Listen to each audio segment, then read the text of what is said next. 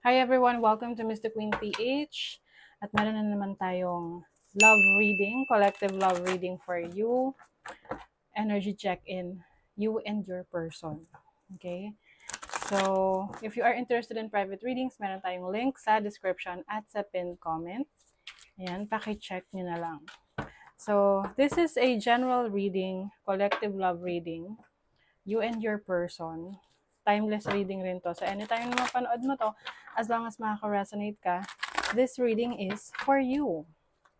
So, bago tayo magsimula, tingnan natin kung ano yung mga signs, zodiac signs na connected dito sa reading na to. Pwede kayong maka-resonate dito. Let's see. Pisces, Sun, Moon, Rising, Venus. Sagittarius, Sun, Moon, Rising, Venus. At Scorpio, Sun, Moon, Rising, Venus. So, Pisces, Scorpio, tsaka Sagittarius. Okay? Any sign, can be any sign as long as maka-resonate kayo. Okay? So, let's see. Ano yung energy ng past? It's the recent past. Ano yung energy ng recent past? Ng collective? What happened? Eight of Wands. Eight of Wands is communication, action. So, let's see what else. The King of Swords. Parang merong nagiging cold. Parang hindi siya...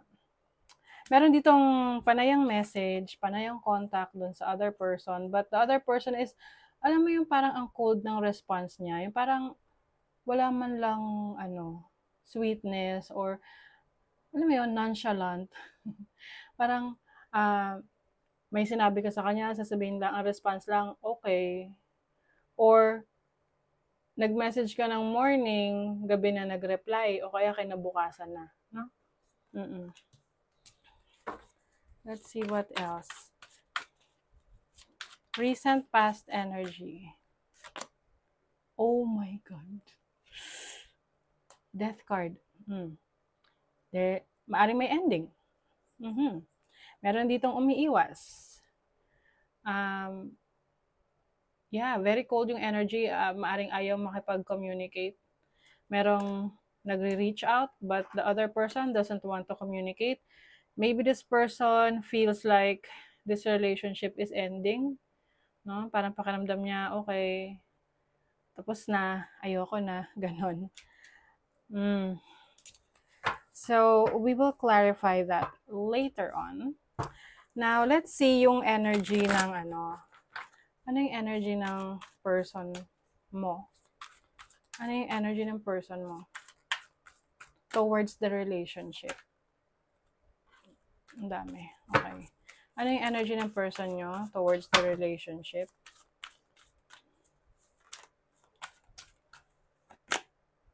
The Six of Cups. Energy ng past. Okay. Meron ditong pwedeng nag-end yung relationship nyo, recent past. And maaring yung person mo is trying to reach out sa'yo. Namimiss ka pa. Pero maaring ikaw, very cold na yung energy mo sa kanya. Okay? Gemini, Libra, Aquarius energy. Meron din Scorpio. Malakas talaga yung Scorpio. Kasi ano ba to? Kanina sabi, Scorpio, Sagittarius, tsaka ano yung isang sign? Pisces. Oo. So that's the energy of your person. Namimiss ka.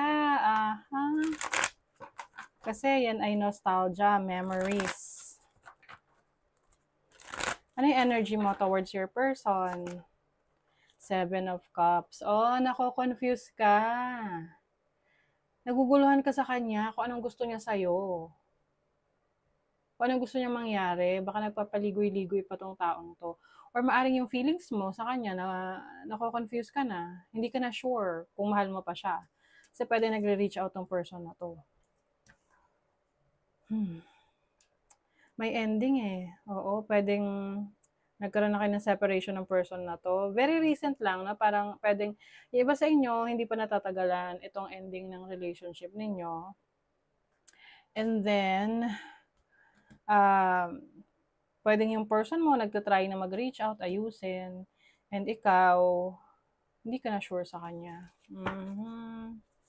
Ano yung mutual feelings ninyo sa isa't isa?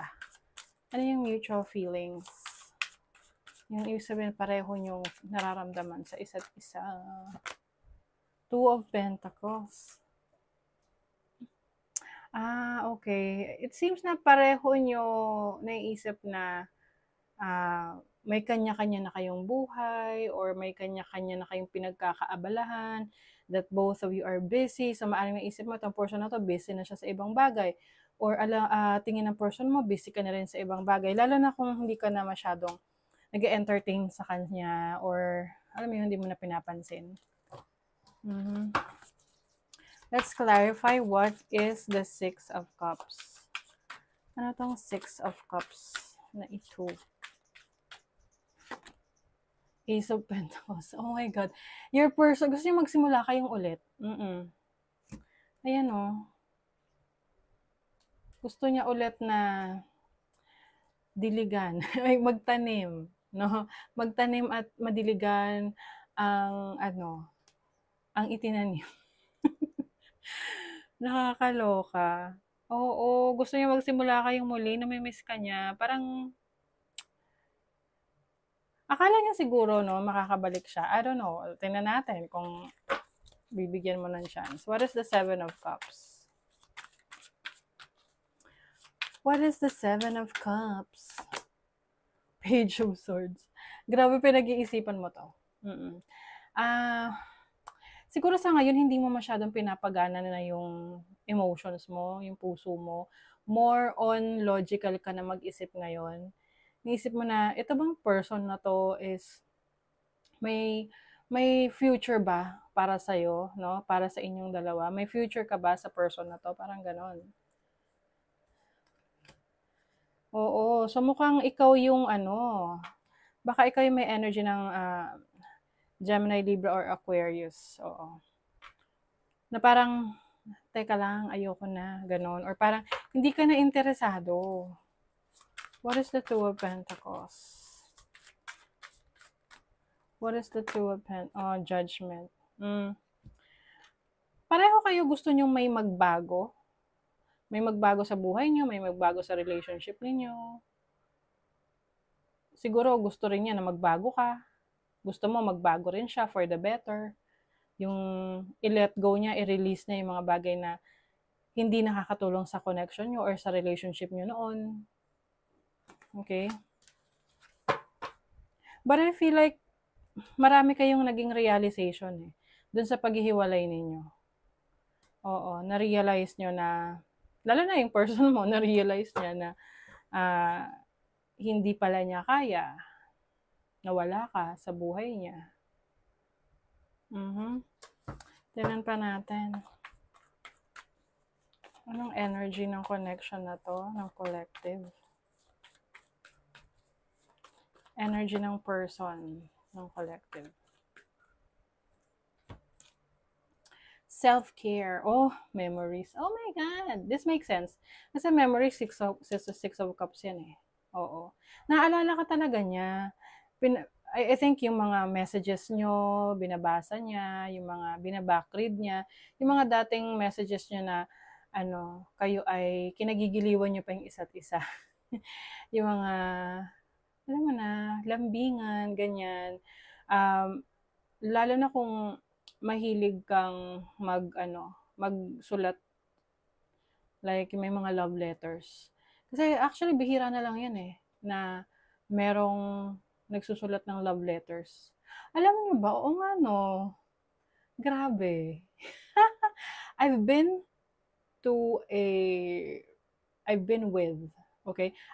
with a relationship, tama ba? Basta, meron ako naging ka-relationship na, I think, 8 years on and off, ganyan. But, walang love letters. I mean, wala kaming sinulat na kahit anong love letter sa isa't isa. Seriously.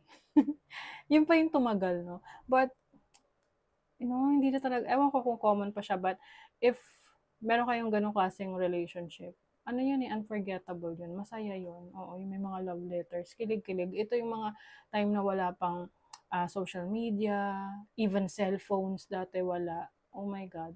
It brings back the memories. Pwede ring yung person mo na stumble upon niya yung iyong mga sulat, no? Yung tipong nagte-try na siyang mag-move on tapos nag-aayos-ayos siya ng mga gamit niya.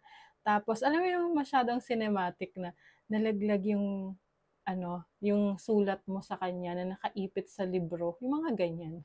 Tapos oops, naalala ka niya. Tapos parang um, ano na anong tawag doon? Parang na-remind siya ulit or naibalik ulit yung feelings, yung kilig nung time na binabasa niya, yung sulat mo sa kanya. This person is trying to move on eh. Ayan o, inaasikaso na niya yung sarili niya. Nagtatry na siyang mag-move on. Kaya lang, hindi ka niya makalimutan. Parang, siguro kung itong person na to nagtatry talagang mag-reach out sa'yo, nagpaparamdam, ini-stalk ka, nakikita mo na pinapanood niya yung stories mo sa Instagram, yung mga ganon. Nahuhuli mo, no? Kaya, um, nagla-like ng mga old pictures mo. So, parang nagpaparamdam siya kung ano yung magiging reaction mo towards sa kanya. Ano naman yung feelings mo towards your person? Ano yung nararamdaman mo sa kanya? Do you still have feelings? Financial. Oh my God. Financial issues are affecting your love situation. Chaser. Ang tingin mo sa kanya, feeling mo sa kanya, yan nga, naghahabol. Hinahabol ka niya. Baka may utang ka sa kanya. O kaya, feeling mo mangungutang siya sa'yo. Okay, kidding aside, maari kasing itong person na to is, yung perception mo sa kanya is maaring naging reliant. Ibig sabihin is, naging dependent siya sa'yo, like financially, or maaring iniisip mo na baka kaya siya nagre-reach out kasi may gusto siyang bawiin or kunin sa'yo na naibigay niya na. Like, nabilhan ka niya ng ref or ng computer or anything na maaring iniisip mo rin na baka meron kayong kailangang pag-usapan regarding your finances, na meron kayong joint account. Oo, yung mga ganon. But it seems na alam mo sa sarili mo na itong person na to naghahabol. Naghahabol sa'yo. I don't see feelings eh. Parang wala ka ng feelings sa kanya. So, tingnan natin. Anong mangyayari? Anong mangyayari sa connection na to? Ooh! Oh my God. Unexpected ah. 2 of Cups. Oh my God. That is so unexpected. 2 of Cups. I feel like this person will really pursue you. Baka meron tong mga gagawing actions na tipong yung mga hindi pa niya nagawa before para ma-convince ka na mag-ayos kayo ulit, magkabalikan. Ayan reunited. Oo, reunion. Being together. Baka bibigyan mo ng chance. Bibigyan mo ng chance. And I feel like this person kasi nagsa-self-care siya ngayon. No? So, makikita mo yung glow up niya. Baka sa ngayon, hindi mo siya napapansin kasi hindi mo pa siya nakikita ulit sa personal.